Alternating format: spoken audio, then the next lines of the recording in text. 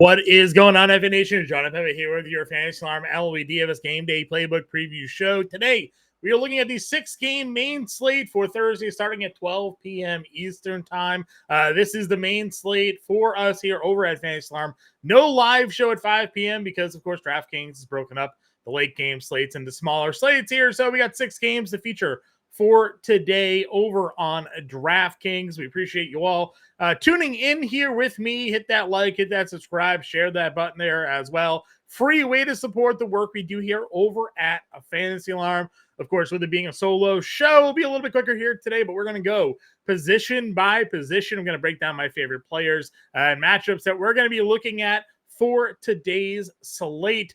Starting things off, obviously, at the pitcher position, Corbin Burnes on the road going up against the Miami Marlins. He's likely going to be the chalkiest pitcher on the slate, given the matchup here. Anytime you go up against Miami, the opposing pitcher generally is going to find themselves with a lot of love, and Baltimore is going to be a very heavy favorite here in this matchup. Corbin Burnes, of course, last time out against a tough Rangers team, 6 innings, 1 earned, 6 strikeouts, an unusual amount of walks, 4 for him. He's not a guy that loses control all too often. I will say this, the one surprising thing with Corbin Burnes this year, we're used to seeing much bigger strikeout numbers out of him. Seeing a bunch of games of 6 and 5 certainly leaves a little bit more to be desired, especially when you get up into this mid-9 and 10K range for him. He was 9,100 in his last start. He was 9K before that. So 9,500 obviously has the win equity baked in, 23.9 fantasy points.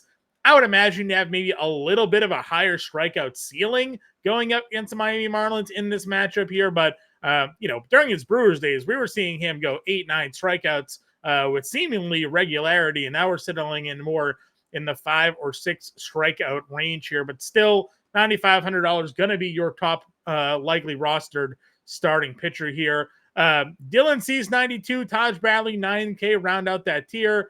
I'm really not in on Dylan Cease here. Again, another pitcher that's going to have a lot of win equity. Coming off of a 7-inning, 1 hitter against Cleveland, 11 strikeouts and 10 strikeouts in each of the last 2. I don't know. It's something about Washington. I get it. You're going to see this game on his ledger, 7 innings, another 1 hitter with 9 Ks. If you want to pay for it, you can. The $9,200, doesn't that just seem a little suspicious here? I get it. It's probably short slate pricing, but for a guy that is pretty routinely up over 10K, you're getting him at $9,200.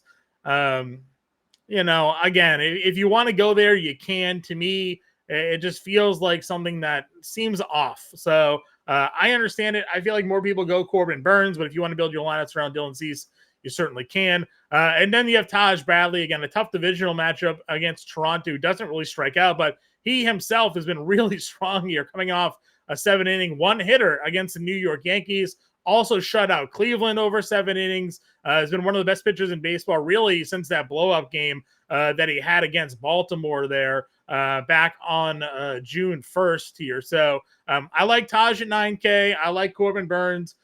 Those are the 2 I'd rank ahead of Cease, but obviously I understand, Cease there in that matchup. Max Scherzer's kind of an interesting one here. Now, he had to leave that last start. Hasn't really been pitching all that well, but supposedly he's good to go with the arm fatigue that he was dealing with. He's had a couple of okay starts, nothing spectacular. This is obviously, a really good matchup for him. But $8,600, what version of Max Scherzer do we see? Is that arm fatigue still a real thing? Remember, he is older. He's coming off of a real injury. He's looked okay. He hasn't looked spectacular. He's just been okay. So at $8,600 against the White Sox, again, they're going to be favorites. He's going to have some win equity here. I could see throwing some lineups together with Scherzer in there, but I think for the first time in a while, there's got to at least be some caution around Scherzer in that one. Hey, below Max Scherzer, Clayton Kershaw making his season debut.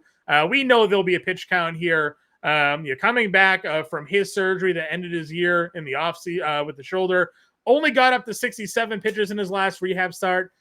I would assume he'd be capped at probably like 70, 75, knowing Dave Roberts. For this one, I'll just wait and see on Clayton Kershaw. Not going to be in any of my lineups for this one.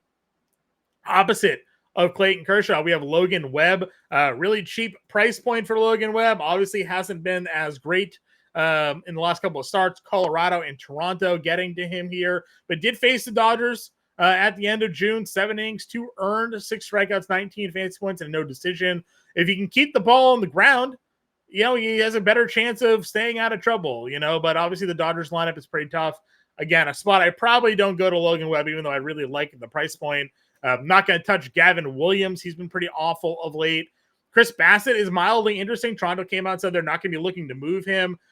Yes, the Tampa Bay lineup has started to look a little bit better. They do have some lefties in their lineup that maybe you give some concern because obviously Bassett has his struggles against lefties here. But, on a whole, Bassett has generally been a pretty strong pitcher against righties.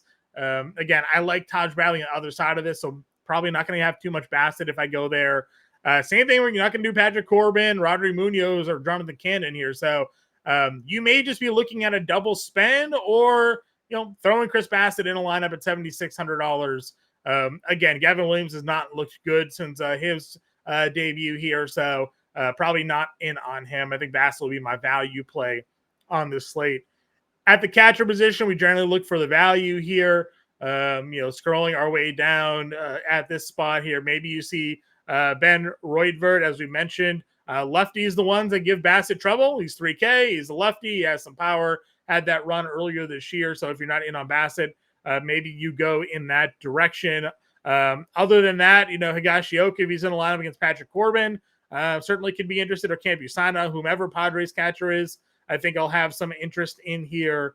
But that might be it. Maybe Bo Naylor against Kenta Maeda. Obviously, Maeda is pretty bad, so could give him a look for some value there as well. At first base, I do like the Dodgers, Ohtani and Freeman. Again, I'm in on Cleveland here, going up against Kenta Maeda at $5,400. Josh Naylor looking pretty good there for me. If we're scrolling our way down a little bit more, Ryan O'Hearn at 4K against Rodri Munoz. Munoz struggles against left-handed bats there. You have Nathaniel Lowe against Jonathan Cannon at $3,600. Could certainly be a guy that's in play. And that may be it for me at the first base position. Yeah, that's about it at first base for me. At second base here, I'll start with Marcus Semien, $4,700. He's been on fire of late, hitting over 300 with 1,000 OPS. $4,700, also a cheaper price tag. He's been up over 5K pretty regularly. So again, some short slate discounts on Marcus Semien there. Working our way down the list again. Brandon Lowe has some power. Or Brandon Lowe, we have Josh Lowe in the outfield. Brandon Lowe here at 45 certainly has some power left side of the plate against Bassett. That we'll be looking to take advantage of. Xander Bogaerts has been a multi-hit machine. He hasn't been giving you much else, but two hits. Those can add up, especially they score some runs off Patrick Corbin, so certainly don't mind that. Colt Keith, I think, could be one of our more popular plays here against Gavin Williams as well. Again, Williams has really struggled since making his season debut. Reggie Palacios, another lefty that's going to lead off the game for Tampa Bay against Bassett at $3,500. Could go there for some value at the position as well. And that looks to probably be it for me here at the second base position. Over at third base, again, I really like Cleveland here. Jose Ramirez, $6,100, and Manny Machado at 48 would be my top two guys in this top tier. Working our way down, Josh Smith and Matt Vierling would be two guys I'd look at. Vierling homered on the Wednesday slate. Smith, of course, is going to hit in the middle of the lineup for Texas against Jonathan Cannon. Jose Caballero has some speed upside. Now, he's a righty. That's the dominant matchup for Bassett, but if he gets on, could see him look to run. Let's see. Any other values? I'm not going to go Ernie Clement here against Bradley. I like Bradley a lot. That's probably looking like it for me. Cheapest third baseman today, Vierling or Caballero would be where I would go. Over at short, Gunnar Henderson against Rodri Munoz. Will run it back. Henderson, at least at the time of the recording, not doing what we wanted him to do against Edward Cabrera, but I'm not going to shy away. We go right back to the well there. Same thing with Corey Seager, $5,300. I'm in. Ha-Seong Kim, $4,200. I'm in on both of those matchups there. Looking for some value at this position. Again, a little repetitive in terms of second base, third base, and shortstop. Maybe Rocchio, if he's in the lineup, can give him a look. But Not much else here for me at shortstop. Over in the outfield, you have the top bat in Ohtani. I'd rather Riley Green over Quan, but obviously if you're playing Cleveland, you can get to Quan. He is expensive, though. Santander with a ton of power. Wouldn't mind that against Rodrigo Munoz, even though, again, Munoz works against lefties. Jurickson Profar hits lefties really well. Elio Ramos hits lefties really well. I know it's Clayton Kershaw, and I really haven't talked much Giants here, but if there was a bat that could get to Kershaw making his debut, Ramos could be that guy. Let's see.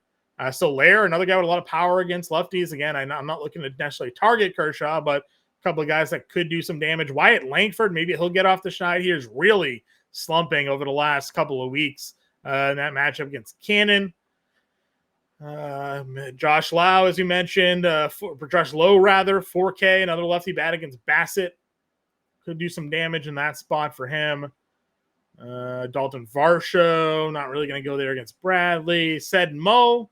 Heston Kjerstad was pretty cheap on the Wednesday slate. He's cheap again, $3,400. Again, these lefty Orioles backs against Rodrigo Munoz could be interesting to get into your lineup. Kowser, Kjerstad, Mullins, all viable possible options for us there. Let's see, anybody else here? Again, in Cleveland outfield, whoever's in the lineup against Maeda could be interesting. Will Brennan, $3,100. It's probably looking like it. Again, we'll get some official lineup news, and we'll know who is and isn't in the lineup, and we can kind of make some lineup decisions based off that. But for now, let's get a build going. It should be kind of interesting to see how we put this together because we weren't really going too cheap here. If we did Burns and Bradley, that does not give us a lot of money. So let's go.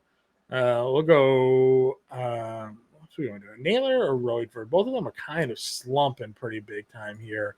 Let's go. But Maeda is such a worse pitcher. Let's go Naylor, $4,100. I like O'Hearn. Let's get Kjerstad in there as well.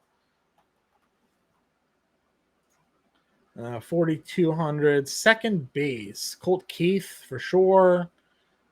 Third base. Let's see. Where am I going to spend my money today? Ramirez versus Maeda just feels like such a good spot.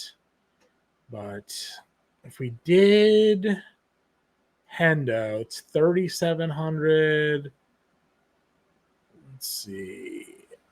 There wasn't a lot of value. Probably sticks us with Smith.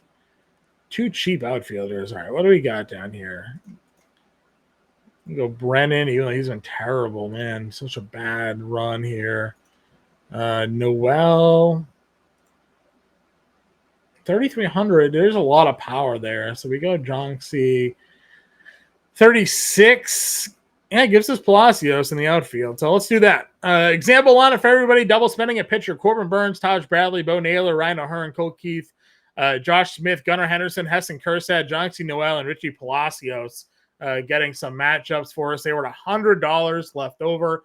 Again, if you have any questions, get us in the Discord. Follow me on Twitter. If you're not yet a member of the Fantasy Line family, again, now is the time. Promo code Let's Go gives your first month for less than $20. That will take you to the start of the fantasy football season, which means you get your draft guide and your cheat sheet as part of your package. That's less than $20. That is cheaper than the draft guide. That is cheaper than the cheat sheet. And you got access to everything on site, including our premium Discord. So why not sign up now for that first month and get it for less than $20? I guarantee you'll stay with the family throughout the football season. A couple of years ago, we had a guy win $1 million over on FanDuel with a single bullet. So we know what we're talking about when it comes to NFL DFS as well. Till then, everybody will be back with a live stream on Friday. We'll have the preview show there as well. We'll see you then.